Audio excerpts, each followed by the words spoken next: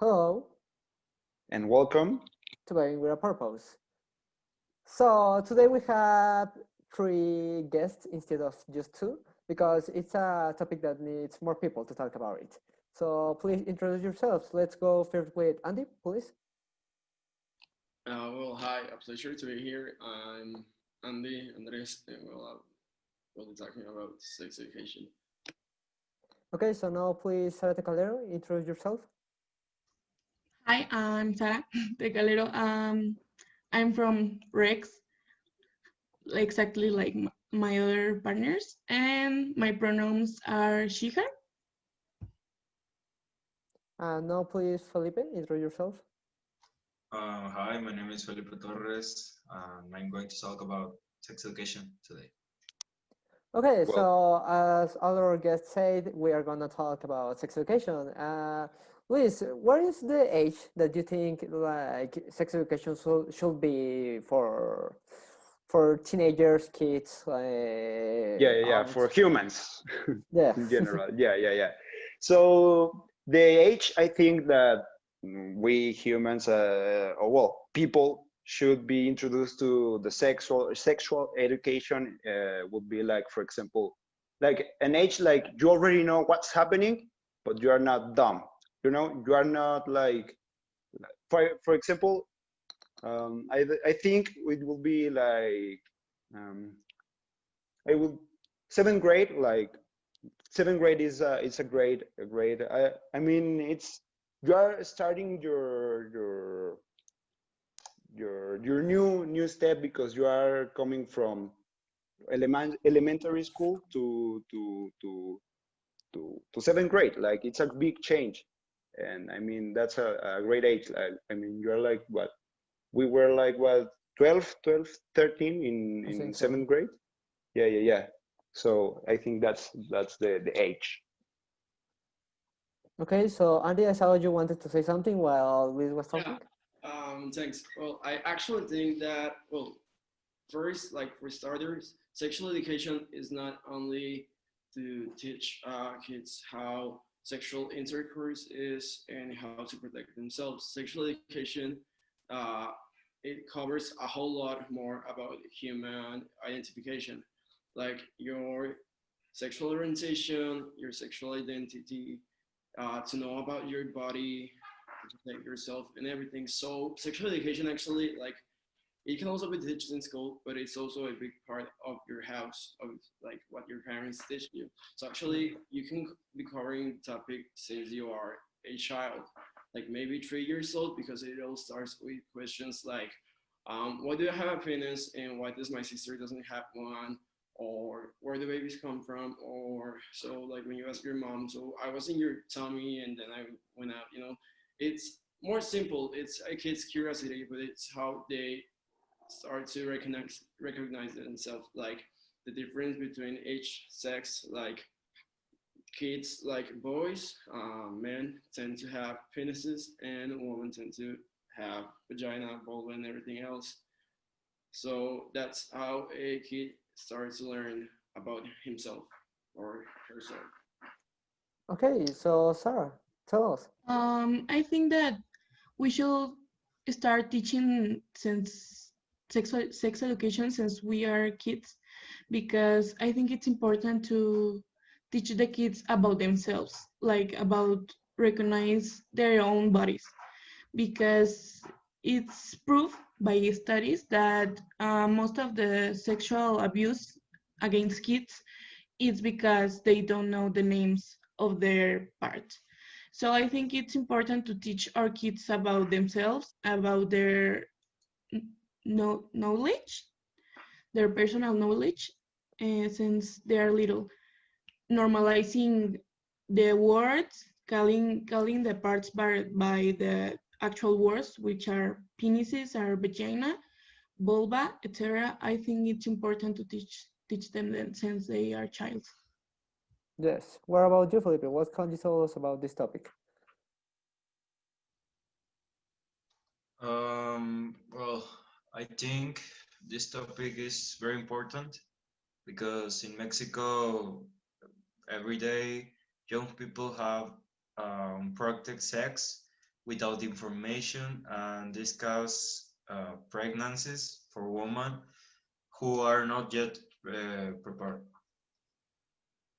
Yeah, sexual education is something that we actually need a lot because it helps us to prevent situations that we don't want them to happen. Because a lot of times, like for example, as Sarah say, or I think it was Andy, when there's a rape or something like that, most of the time it's because you can't accuse the person that did it with your parents because you put names to the member, for example, to the penis.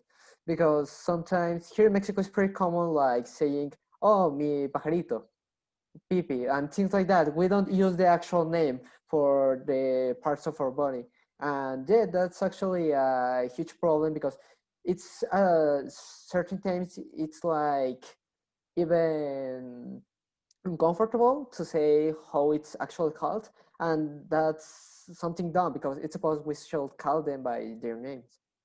Yeah, I mean, like, and it's very important right now in Mexico, right now because all the people are growing up. Well, all the kids and, for example, us, the grown-ups are saying that we're like being like we're growing up too fast and we're not learning like stuff. And for example, here in Mexico, at least I didn't get like Andres put examples that sexual education is like being able to identify yourself how you want, like what you like being to scan yourself like in that type of topic and being able to recognize stuff. I didn't get like educated like that in school like here in Mexico. Maybe there's a school that they do that, but I don't think that in all of Mexico that's the case. So yeah, it's very important to be like that. Yeah. Yeah, exactly. Well, here in Mexico, it's pretty common for well parents or for most of the people to consider like naming your sexual parts of your body, and they see everything as a taboo or something inappropriate. With kids, actually, from little, they need to learn that they have their sexual organs and that they not everyone has the same sexual organs as them, and also to learn about nudity because there are parts of your body like the genitals that are private that maybe well since kids actually they start to like maybe touch themselves because it feels good or they make them feel comfortable, and that's okay, but we also need to teach kids about how they can do it privately, not like when you're on the playground like with your hand inside your pants, because that's well some proper manners that people need to learn about, and how to learn about their private parts, that they can only touch them or someone else with their consent, and that they need to understand that nudity is not a big deal, but they still need to learn how they can be undressed or dressed like situations or locations. I think that something that Andy said, it's very important. He talked about consent, and I think that that's another important topic that we should teach in sex education, since we are kids. Since yeah, that the consent it's the base for every sexual interaction. It must be the base. But when you remember the sexual class that the school give you, if you had one, uh, they never talk about consent. At least in my school, they never talk about it. I remember actually that my teacher said that if you had a boyfriend, he could touch you whenever he wanted. And we were in high school, yeah, right, in 7th year. Like, that's a very powerful message for minds who are just development in just develop. So I think it's important to talk about consent with our kids. There's a lot of books, recent books that talk about it. One it's called The Hand and Chalo, something like that. It's about a kid and a hand. The hand touch him in the face or in the arm, and he can. In the option is that the kid that is reading the book think thinks about if he feels comfortable with the hand in her arm or in her hair, or and then in the book the hand touch the kid inside their pants, and the mom in the book tells the kid that that's not okay if he doesn't want to, and that is not okay while he's still being a child. That's very important. I really like the book. I read it to my little sister, actually. Okay, so if we could find that book, it would be cool to add like a little name here, so people could look for it.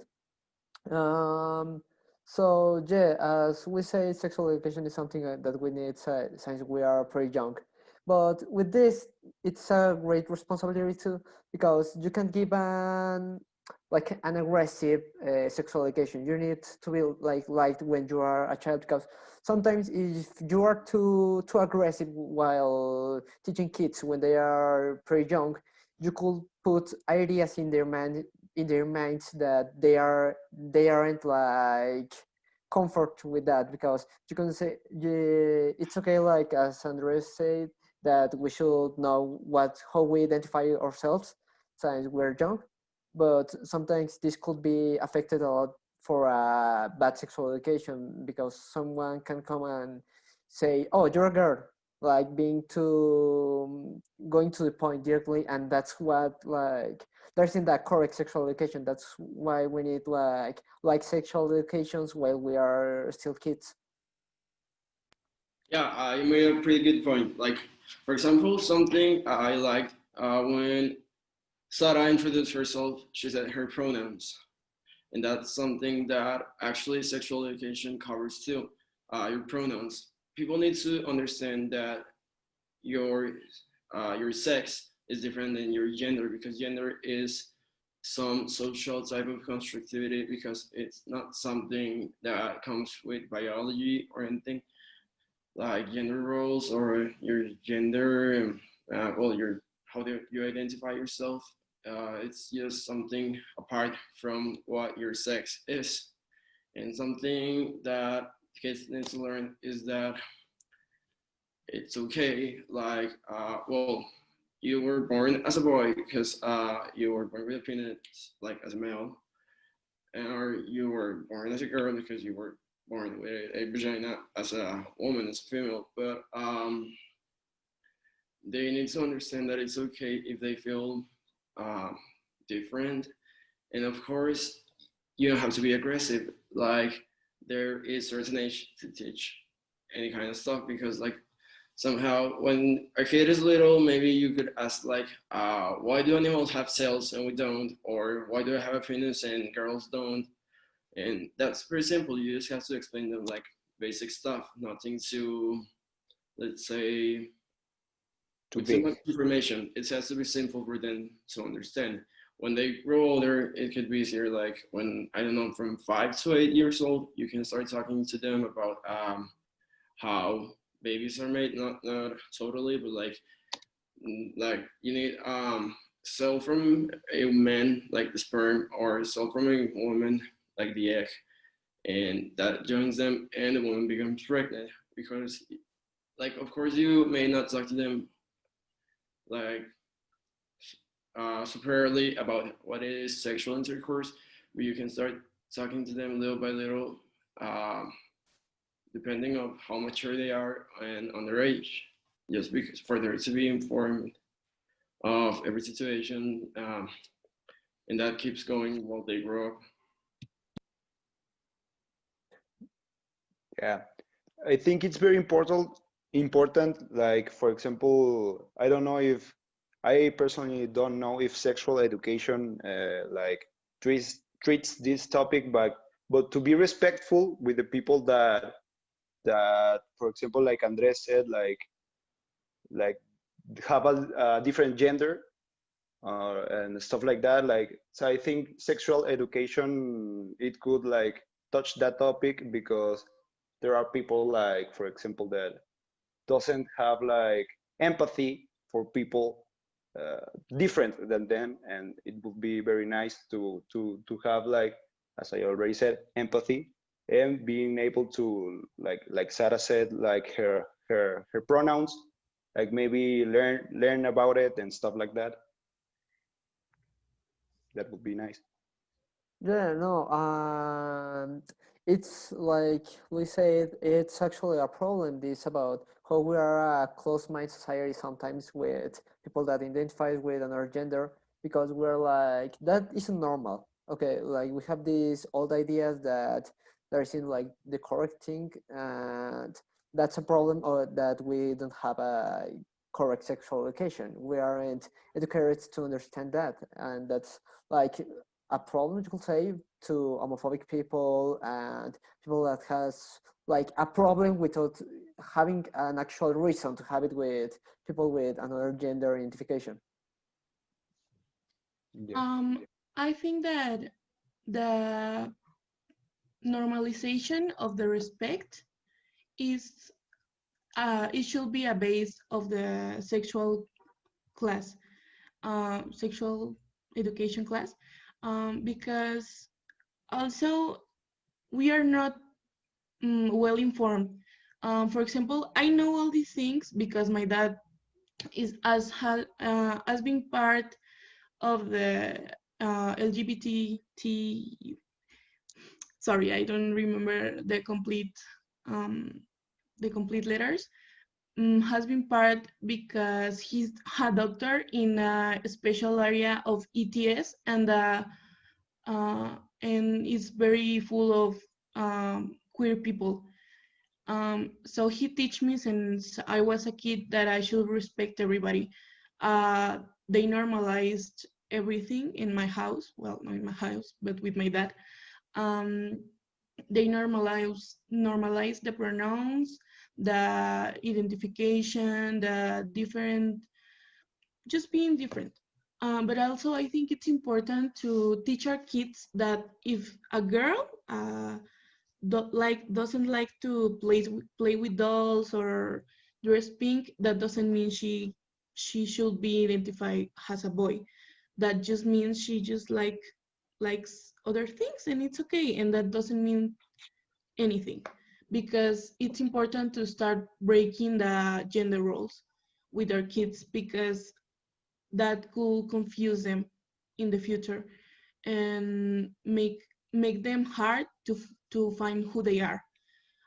Also, I would like to know the Felipe's opinion about this topic, because I actually knew the opinion of Andy and Lucaso and Ari, but I don't know Felipe's opinion. So Okay.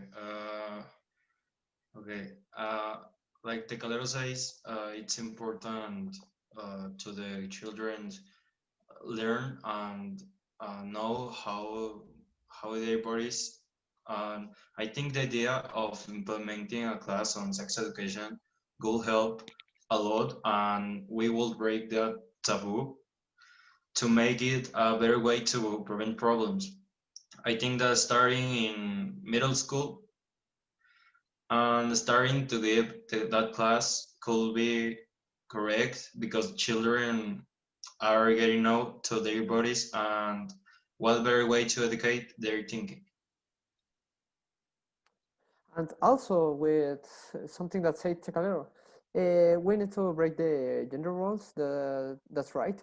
But we need to be careful because, as we have been saying through all the podcast, there is problem that sometimes the sexual education, even though it's given, it's too aggressive, and this could also be a problem here because there's like some people that just have a general knowing of the topic, and that could make more homophobic people than helping to avoid making homophobic people, because there could be someone saying, a teacher of sexual education saying, oh yeah, the boy that it's a little bit more like acts like a girl, it's homophobic, it's homosexual. That's actually a problem. Like sometimes we make a bubble of stereotypes about how certain genders needs to act, and that's wrong. Like sometimes maybe it could be like a way of to act of certain genders, but isn't for everyone. Like everyone acts different, everyone thinks different, everyone identifies themselves with another gender, and this is why we need to be like pretty careful with these kind of topics. I think that you are right um, with the fact that we should be careful with it. And exactly because of that, I think that it's important to, first of all, teach the adults about sexuality. Because honestly, I don't know a lot of adults that actually know about that. My dad knows because he's a doctor and is involved with all those stuff. But my mom is a doctor too, and she doesn't know anything because she's a very conservative woman. Um, it's very complicated to wanting to change something that has been here like lots of years. But it's important to teach that us, the young people, teach the adults that what they think it's not okay, that what they think it's promoting hate crimes, it's promoting a lot of violence around the world. So I think that what you said about that, the roles that are um no that the roles that the people impose to the queer community also are important things to break, because when you think about a lesbian, even if you don't consciously think that lesbian are more tough, the image that you have in your mind, it's based on every stereotype you see. So we have to change ourselves, and we have to change the world that surrounds us, and that's a lot of job for young people to do alone. So we have to teach our adults about that. I think that's important. First of all, the kids the basic, and the adults, they have to start waking up about those things. We have to stop letting them think that they are right just because they are adults. Exactly. Something that proper sexual education, like for example, when you're already like in seventh grade, when Casa told us, something that they may have taught in school is that you're going through puberty and you're going to go through emotional and changes, and also changes in your body, like I don't know, pubic hair or hormones, everything, because that's when you start growing up for and preparing for your how do you say, your sexual life. And something that people need to learn also is like to kind of abolish gender roles. Like when they teach a kid, girls play with dolls and boys play with football or stuff. That's wrong, because actually anyone can do anything if they want to, because gender roles are just, well, gender is just a social construct, so it doesn't really make sense.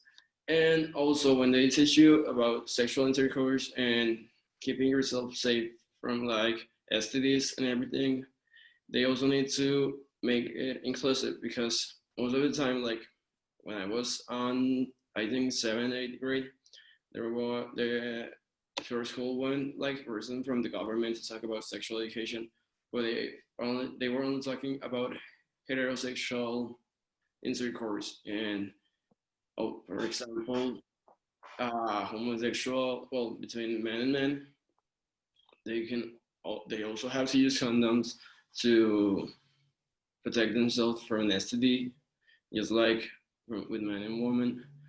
And that's something people need to learn to keep themselves safe. Yeah, that's pretty important. But I mean, it's a pretty, well, I wouldn't say like new topic, but it is a little bit like like just coming, and people are like being like, yeah, we need to talk about this. So it's, I think it's going to be very difficult to open the mind of all the world, because there are people, as some of you already said, that are very close minded. Like adults are, like for example, they didn't like receive like the opportunities we could have, like have a, since our young age, as prepared sexual education. We could have some of that right now, because we are still in our poverty, in our in our poverty, and our dads, or well, grown-ups didn't have that type of education. So we could be like a little bit patient, because they are like, they have their knowledge, and it's like telling you, well, the things you learn, well, they are like that, but you need to learn about more, and start thinking out of the box, out of the standards. Well, not the standards, but the, yeah, the stuff like the that you said, like the gender roles and stuff like that. They need to be Stereotypes. able to, yeah, they need to be able to go out of it, and to teach their child like a little bit better, and it would be important to do that. Yeah, you're totally right. Like, for example, maybe you will not be able to change, like, maybe the mind of your 60-year-old Grandma. grandparent, uncle, or something, because they grew up in a different type of education and they had a different life than what you have now. Like, in past times, being homophobic wasn't a big deal because it was normalized, and homosexuality was considered like something bad, and that's not the deal. But they kind of grew up with that, so it's hard to change their minds. But if you add proper sexual education to the education program, you can actually be teaching since the beginning to little kids. So that way, maybe we won't change the grown-ups' mind, but in the future, we'll have a society that is more respectful and like it that could respect everyone's identity. So that's my idea. Um, I think that what Lucaso said, it's Mm. it's true, but at the same time, it's not, because we are not asking for them to understand everything. We're not asking for them to go out with a pride flag in June. Obviously, my mother is not gonna do that, but we're asking them to respect, because the different people still being people, and they deserve human rights. So I think that the fact that we were waiting for a lot of time, that now we are just done with it. We don't have to wait for them to approve, for them to learn. We are just expecting respect from them. That's the less that they can do. I mean, I might be sound kind of angry, but you know that the gay people is the more affected with the ETS, because they don't know how to use proper protection, because because the people don't develop, because we are not informed how to use it. Because, for example, in a two girls relationship, you know how to use a condom, because I don't. I mean, they are in more risk because they don't have the basic. So they are being like basically excluded of something that is basic, the health. And I think that's not fair. Actually, during the beginning of the BYH, the more affected population people were the LGBTTIQ more plus community, because they were the ones that were most exposed, and when they get got the treatment, they were treated like animals. So I think that we have no more time for wait to the adults to decide to give us the empathy. Yeah, related with what Claudio said, like with this of the ETS problems, like in those times, in the late 90s, there was problem that you had certain sexual sick and you were homosexual. Like they instantly assume like, oh yeah, you have be that. You're homosexual. Like they, if you had that, there wasn't other way. You were homosexual and that's it. That's a problem with the society. Like as they said before, a problem is that the people doesn't respect the people, that the generation that are before us or that are with us right now, they don't respect. And we're saying that they need to be close-minded or open-minded. Like everyone thinks different. It's okay if you like see something wrong, homosexual. Well, not okay, but we respect that. It's okay, but respect people that does that. Don't try to make your Change opinion it. as the most correct opinion. Like everyone is wrong, everyone is okay. There's no one that has the truth. Yeah, exactly. And for example, one thing that also covers sexual education is masturbation. It's something that people actually like, well, not, well, some people actually consider as something that is wrong, inappropriate, and that is, for example, they do. I've heard people say that girls don't masturbate because it's weird, and well, it's. I think it's wrong because masturbation is about knowing yourself. Like when you're already in high school and they can talk to you about, well, I don't know, having sexual intercourse is something. Well, it's mainly said to do because like to procreate and to reproduce, but it's also for pleasure, for human pleasure. And with masturbation, one can learn what they like, what they don't. They can learn to know themselves, and they can have like a more pleasant and secure way to practice their sexual intercourse. I don't know what Felipe thinks about it, but I think it's something that people need to normalize because it's nature. It's knowing yourself. Yes, like Andy says, people think masturbation is wrong, and I think like Andy, masturbation is uh, mm, I don't know how to say, um, good, I don't know. Normal. Yes, yes, we need to talk to the kids and with the childrens, and they need to know that is good to the body. And I think like Andy, yes. I Something that Andy said, actually it's very correct, very good, amazing. That masturbation helps you to know yourself, helps you to know what you like and what you don't like. And that's very important because, for example, if a guy is with someone else, and they are having sexual interaction, and the other person does something that the guy doesn't like, he can recognize it and say stop, and that's very important.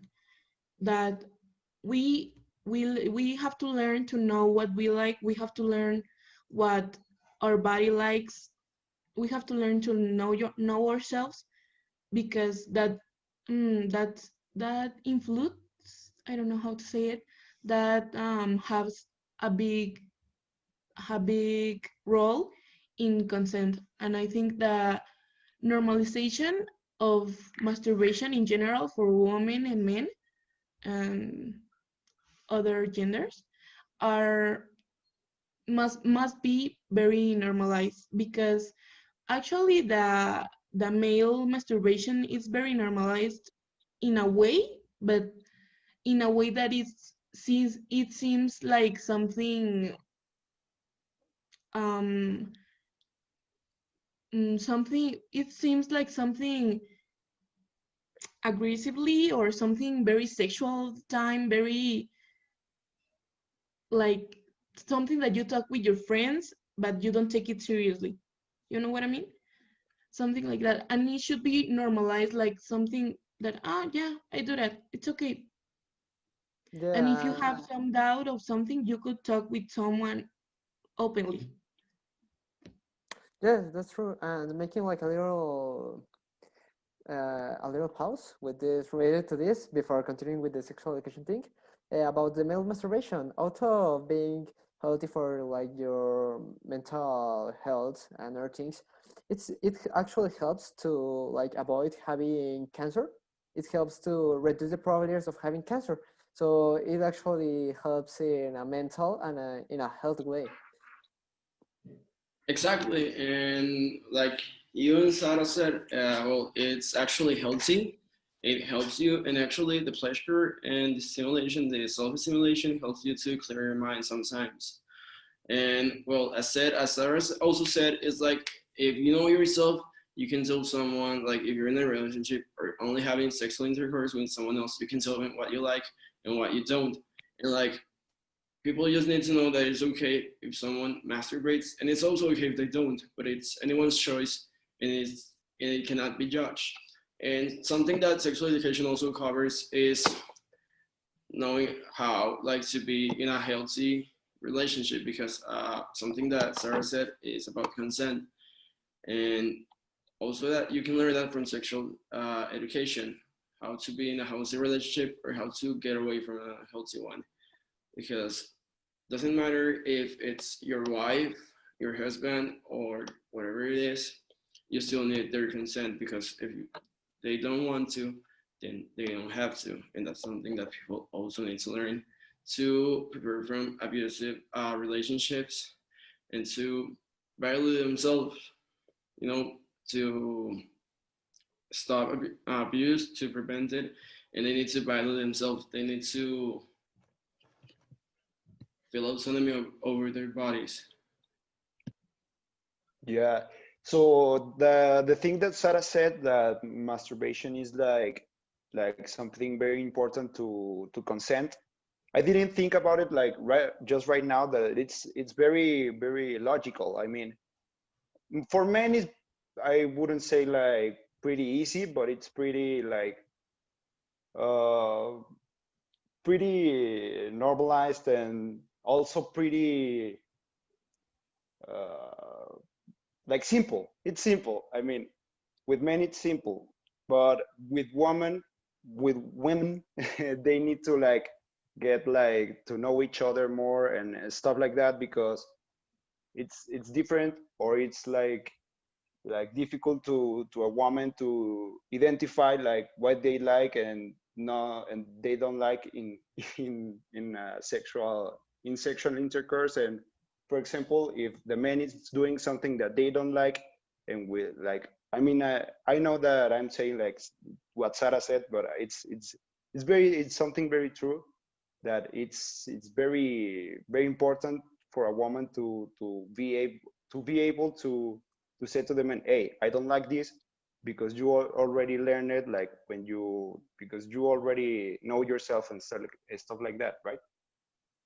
And taking something that says Liz, that as how like it's more easy for like men. There's this thing that sometimes this is a reason that we need sexual education, because men's we know like the basics. You don't need you need to clean your hands before doing masturbation and things like that. Okay, but for women, like you need to be more delicate with these kind of things, because there are more probabilities of getting like hurt or getting an ETS, because you didn't use like the correct preparations for it. For example, if you're gonna do something like that, you need to be like preventive. You don't need to have like you won't put anything on there, and you won't like masturbate with anything, because that could make you have problems in that moment or for the future. for the future. That's why we need like the sexual education to avoid having like problems while doing things like the masturbation. Exactly. Well, I can really say about like well, I can just say it's kind of easier for men to know themselves and their pleasure. Well, I can talk like I can talk like representing women because I'm not a woman, but with men having a penis is more like common. Like every penis is different, but it's basically the same. And as far as I know of, with women, vaginas, balls, and their genitals can be different from each other. It's like from both, like from different parts. So I don't know. Sarah is the one who knows about it because she's a woman and she can really talk about that because us men can really know what it is. But like women know, and it's different for everyone. So that's basically the point. I think that what you all say, it's okay, but at the same time, you're missing a part that it's important. The pleasure that, in general, men and female, we can have, it's limited by also roles, because when a man want to explore himself, they never think about touching other things about Yeah. uh but her penises. And it's weird because all the body have erogenous zones, and why don't be explored? There's no reason. And also about female masturbation, to be honest, it's a very hard topic because I know, for talking with my friends, and with other women, that the stigma can be awful at the point that you can touch yourself without feeling guilty, Mm. and you're incapable of feeling pleasure if you touch yourself.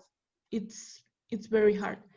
And also, I think that female masturbation should be something that we talk, but also, mm, be, biologically teach, because when a woman touch herself, sometimes we don't even know what we're touching. Like, what is this? And it's actually something that happens, and it's, you don't know if it's weird, if what you have there it's normal. You don't know that, and it's very complicated. Also, I think that the topic that it's important about female organ organs is that every vagina is different, every vulva is different, every vulva must, it can be different, not every vulva. So we're back. We had a little cut right there. We had a little technical problem, but here we are. And Sarah was telling us something that we're gonna continue the next podcast. It will be like a direct continuation to this podcast, like a special. A second part, you would Yeah, say. it will be the second part of this movie. So with the same these three guests, these three perfect guests that have been great guests today. So tell us, what do you have for conclusion for this podcast? Well, my conclusion to this podcast, it will be that as we all of us had already said and a lot, and we need to say it a lot because it is something that is very true, is that sexual education it's very important. Like Andres and Sarah has like at least for me has like opened like a different view of sexual education, but I because I didn't know that it include like all of that stuff.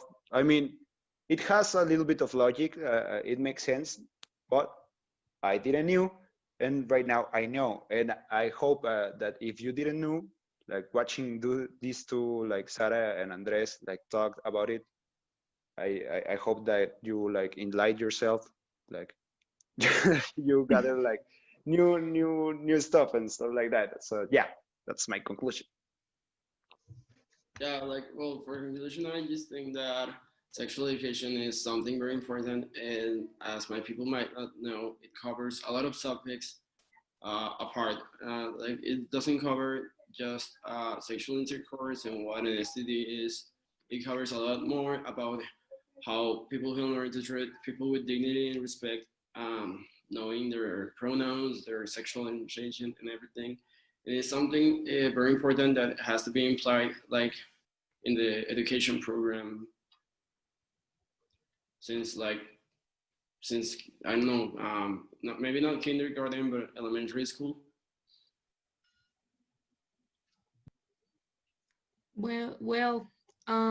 I think my conclusion of this is that we should include sexual education in our school. First of all, I think it will be very good. And I think that sexual education should be inclusive above all, and basically that we should give it the importance that it has, and we should take it seriously. We should not be ashamed of having question, not being ashamed of wanting to know more about ourselves, about our bodies, about everything. I think we should be proud of wanting to learn more, of wanting to be informed. Felipe. Well, in my opinion, this topic is too important in Mexico, and we need to teach to the all kids the problems and all of this topic, sexual education. I think we need to introduce in elementary school, like Andres says, and and yes, basically it's all. So that will be it. We hope you enjoyed this podcast. If you like actually like the topic and you want to know more, wait for the next podcast of the next week because we are gonna talk about related things to what we talked today. We hope you enjoyed, and that will be it. So goodbye. Bye. Thanks for inviting me. Bye. Thanks.